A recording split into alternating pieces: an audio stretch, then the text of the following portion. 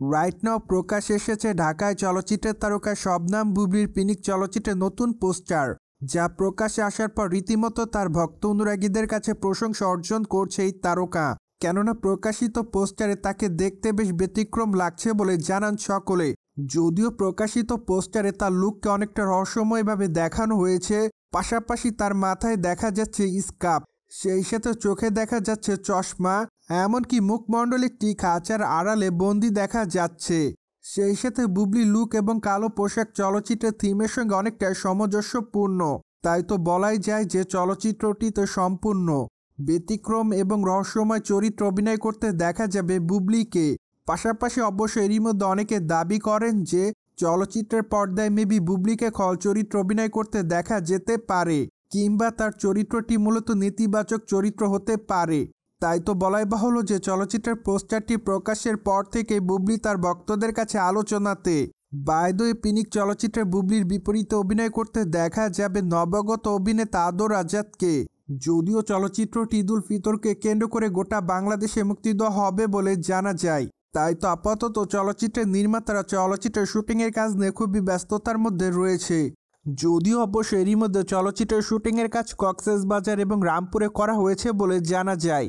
তাই তো বলাই বাহুল্য যে চলচ্চিত্র লোকেশনগুলো দুর্দান্ত হবে।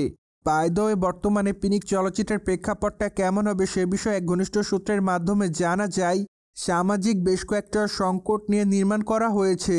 তাই তো বলাই বাহুল্য যে চলচ্চিত্রের পর্দায় বেশ কয়েকটি অ্যাকশন দৃশ্য দেখা যাবে। যাই হোক, চলচ্চিত্রের প্রেক্ষাপটটা জানা গেলেও চলচ্চিত্রের গল্পটি কেমন হবে সে বিষয়টি অবশ্য এখনও জানা যায়নি, কিন্তু ধারণা করা যায় যে চলচ্চিত্রের ট্রেলারটি প্রকাশ্যে আসলে একটু হলেও ধারণা করা যাবে চলচ্চিত্রের গল্পটি আসলে কেমন হবে। অন্যদিকে বর্তমানে শবনম বুবলির হাতে বেশ কয়েকটা চলচ্চিত্রের কাজ আছে বলে জানা যায়। তাই তো আগামী দিনে এই তারকা তার নতুন চলচ্চিত্রের শুটিংয়ের কাজ খুবই শীঘ্রই শুরু করবেন বলে শোনা যায়। কেননা বর্তমানে ঢাকায় চলচ্চিত্রের তারকা শবনম বুবলির হাতে আরও বেশ কয়েকটা চলচ্চিত্রের কাজ আছে।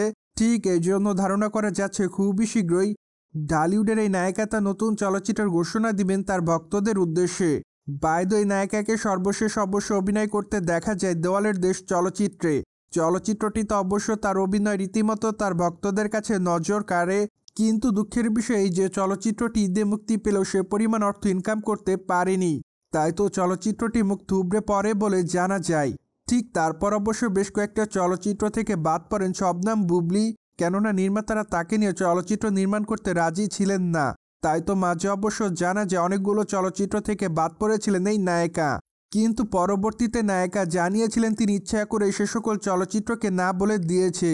সো ভিউয়ার্স, জেনে তো নিলেন পিনিক চলচ্চিত্রের শবনম বুবলির নতুন লুক দর্শকদের কাছে ব্যাপক আকারে নজর কাড়ে। ফলে বিষয়টি নিয়ে আপনাদের কোনো মতামত থাকলে কমেন্ট বক্সে জানাতে ভুলবেন না। Subscribe our channel for more update.